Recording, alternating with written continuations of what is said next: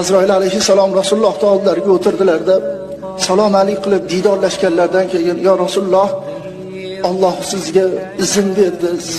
Sizni ruhingizni olgani meni jo'natdi. Izn bersangiz olar ekanman.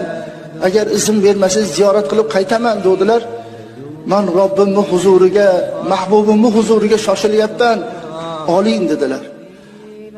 Azroil alayhissalom boshmaldaqdan, tovondan, tizzadan kindikka jon kelganda, "Ya Azroil, o'lim ham shunaqa bo'ladimi? Meni ummatim qanday chidar ekan? Ya Azroil, meni ummatimga qattiqlik qilmang, qo'pollik qilmang, muloyimlik bilan oling" deb, o'sha paytda ham men ummatimni o'ylagan edim desalar. Hazrat Ali aytadilarki, Rasulullohning oxirgi holatlari-yu, namozga ummatimni buyuraman,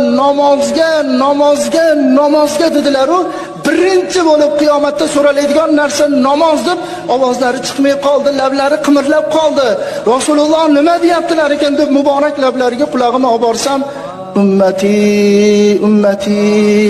deyotgan ekanlar. "Ey Alloh, meni payg'ambar qilding, menga ummat berding, shu ummatni qiyomat kunida shafaat qilishlikni menga bergin" deb Rasululloh yig'layotgandilar deydi.